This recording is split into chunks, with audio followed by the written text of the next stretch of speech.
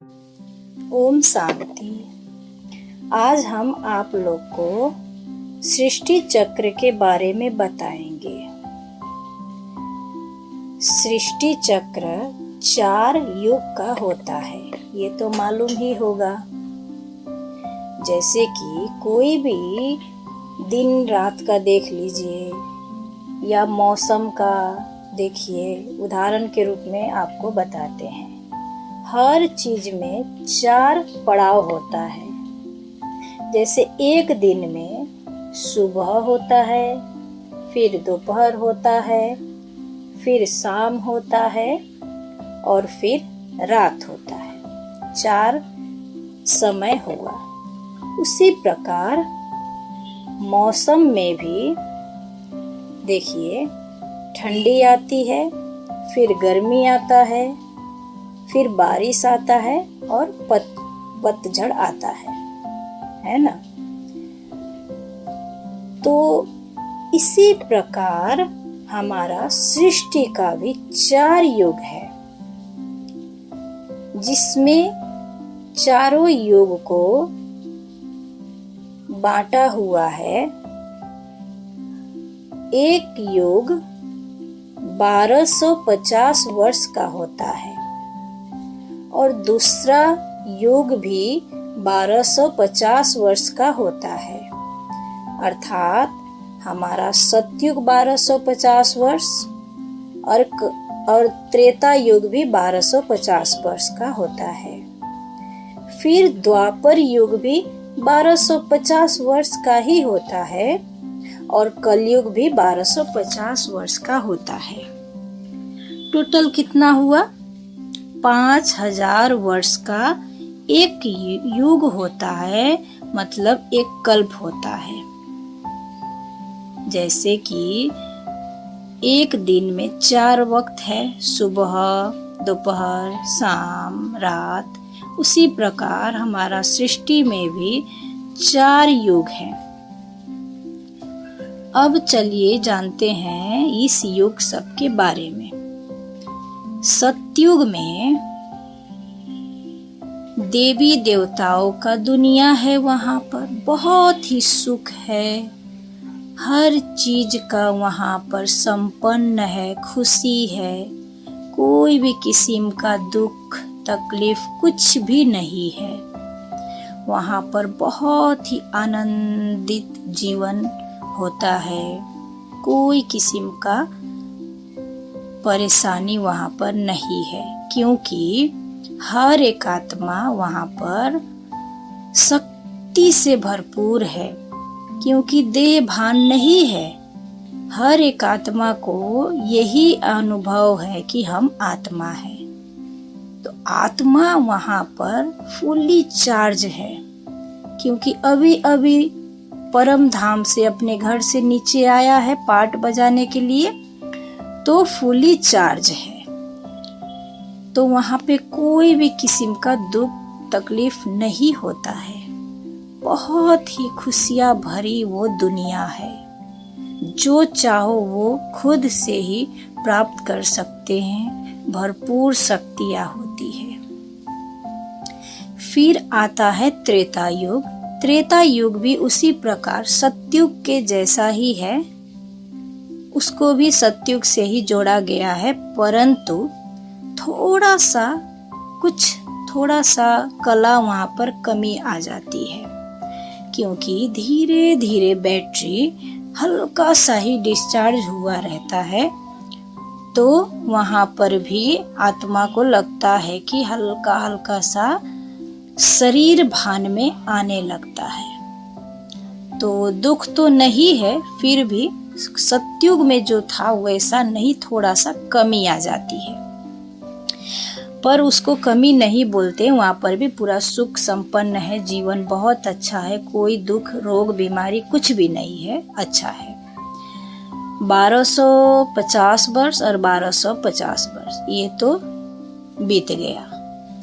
फिर अब आता है द्वापर युग। द्वापर युग भी 1250 वर्ष का होता है।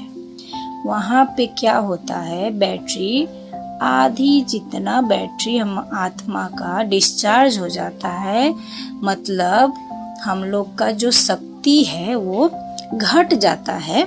इसीलिए थोड़ा आत्म सम्मान, आत्म भाव कमी हो जाती है और देह भान में आत्मा आने लगती है। तो देह भान में आते आते धीरे धीरे दुख का अनुभव होने लगता है, कुछ कमियां भी अनुभूति होती है और दुख महसूस होने लगता है, क्योंकि बैटरी चार्ज खत्म हो रही है।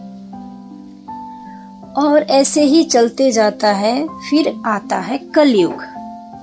कलयुग में भी बैटरी तो पूरी तरह से डिस्चार्ज हो जाती है, जो कि अभी का समय है। पूरी आत्मा देह भान में आ जाती है। आत्म भान तो थोड़ा सा भी नहीं रहता है। किसी को नहीं पता है कि हम आत्मा है। सबको देह भान में आने के कारण आत्मा में जो शक्ति है किसी को मालूम ही नहीं है कि हमें हमारे अंदर ही इतना शक्तियाँ भरी हुई थी।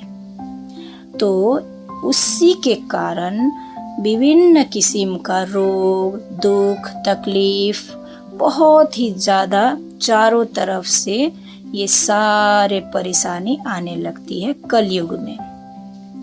और बहुत ही ज़्यादा दुख तकलीफ होने के कारण आत्मा पूरी तरह से डिस्चार्ज है। अब उसको तो चार्ज चाहिए। तो फिर लास्ट के 100 वर्ष जो बचा रहता है उसको पुरुषोत्तम युग कहते हैं, जिसमें कि हमारे परमात्मा बाबा, शिव बाबा स्वयं इस धरा पर आते हैं। हम लोग को फिर से वो ज्ञान देते हैं, वो अनुभूति कराते हैं कि हम शरीर नहीं, हम एक आत्मा हैं, जो कि हम लोग अपना भूल चुके हैं शक्ति, कि हमारे आत्मा में ही वो शक्तियाँ हैं। तो इसीलिए बाबा इस संगम युग में आते हैं और हम लोग को फिर से अपना ज्ञान रत्न सुनाते हैं और फिर से चार्ज करके घर ले जाने आए हैं। इसको एक उदाहरण के रूप में समझिए। देखिए, एक माँ है और एक बच्चा है। वो ऊपर के मंजिले में रहती है, मतलब फ्लोर में, ऊपर के फ्लोर में एक घर है, उसके ऊपर के फ्लोर में रह रही है। तो वहाँ पर एक छोटा सा जो उनका बच्चा है वो नीचे देखता है, छत से नीचे देखता है, तो बहुत सारा बच्चा लोग खेलते रहता है, गेम होता है वहाँ पर। तो वो बच्चा भी जिद करता है माँ से कि हमको भी जाना है नीचे। तो वो माँ क्या करती है, बच्चा को बहुत अच्छा से नहलाती है, धुलाती है, अच्छा से खिला पिला कर बहुत अच्छा से तैयार करके बच्चा को नीचे भेजती है खेलने के लिए। तो फिर वो बच्चा बहुत ही मज़ा से खेलता है, उसको उस खेल में बहुत ही आनंद आता है। खेलते हुए उसको बहुत अच्छा लगने लगता है और बहुत हंसता है, खिलखिलाता है, बहुत खुशी है उस टाइम। अब क्या होता है, बच्चा खेलते खेलते मतलब कुछ टाइम बीतता है तो उस गेम के अंदर चीटिंग होने लगती है और कोई उस गेम में सही प्रकार से नहीं खेलता है। तो बच्चा को लगता है कि यहाँ पर चीटिंग हो रहा है, यहाँ पे झूठ बोला जा रहा है, गेम सही प्रकार से नहीं खेला जा रहा है। तो करते करते एक समय आता है जो कि लास्ट में बच्चा बहुत ही ज़्यादा दुखी हो जाता है, रोने भी लगता है, चिल्लाने लगता है कि मुझे ये गेम नहीं खेलना है। तो फिर वो बच्चा क्या करता है, अपनी माँ की तरफ ऊपर देखता है और माँ को बोलता है कि आप आओ नीचे और हमको ले चलो। तो फिर क्या होता है, माँ आती है नीचे और बच्चे को अब दिन भर खेला हुआ है तो मिट्टी सिट्टी भी लगा हुआ है उसके बॉडी में, उसके कपड़े में। तो कपड़ा सब झाड़ती है, मिट्टी सब साफ करती है, फिर उसको रोता बच्चा को चुप कराती है, आंसू पोंछती है और गोद में लेकर ऊपर जाती है। ऊपर जाने के बाद बच्चे को नहलाती है, फिर से साफ करती है, उसको खाना पीना खिलाती है, तैयार करती है, तो बच्चा फिर से हंसने लगता है। उसी प्रकार मैं आपको ये एक उदाहरण के रूप में इस योग को समझाई हूँ। बच्चा कौन है? बच्चा हम सब आत्माएं हैं। और जो माँ थी वो कौन थी? वो हमारे परम पिता परमात्मा हैं, जो कि हम ही सतयुग में जब हम लोग ऊपर थे, अपने परम धाम में थे, तो नीचे सतयुग था, तो हम लोग ही जिद किए बाबा को कि हमको भी जाना है नीचे खेलने, मतलब अपना पाठ बजाने, अपना कर्म अनुसार अपना जीवन जीने के लिए हम ही बाबा को बोले थे। तो बाबा ने हमको बहुत अच्छा से ज्ञान शक्ति से ज्ञान से भरपूर करके पूरी तरीके से शक्ति भरकर हम लोग को नीचे भेजे थे। उस टाइम हम लोग को बहुत ही शक्ति थी, आत्मा में भरपूर शक्तियाँ थी। इसी प्रकार जिस प्रकार जो वो बच्चा खेल में बहुत आनंद महसूस कर रहा था, क्योंकि उस टाइम अभी अभी अपने घर से आया था और गेम भी बहुत अच्छा चल रहा था, उसी प्रकार हम लोग सतयुग में आए हैं तो बहुत अच्छा से खेल रहे थे, बहुत अच्छा से अपना जीवन में खुशी था, भरपूर आनंद था, शक्ति भी था, जो चाहे वो कर सकते थे, जो खाना चाहे, जो पहनना चाहे, धन संपत्ति सब भरपूर था, कोई भी चीज की कमी नहीं थी। तो धीरे धीरे त्रेता युग आया, द्वापर युग आया, कलयुग आया। आते आते हम लोग का बैटरी डिस्चार्ज होने लगा, अर्थात हम लोग का आत्मा का शक्ति डिप्लीट होने लगा, मतलब डिस्चार्ज होने लगा, खत्म हो गया। शक्ति है या नहीं है कुछ नहीं मालूम है। इस टाइम हर एक मनुष्य आत्मा शरीर के भान में है, उसको पता ही नहीं है कि हम एक आत्मा है। तो दुख भी बढ़ते गया कलयुग में। कलयुग में जितना भी साइंस का आविष्कार हुआ, पहले इतना नहीं था, अभी कितना ज्यादा नया नया हर एक चीज आविष्कार होते जा रहा है।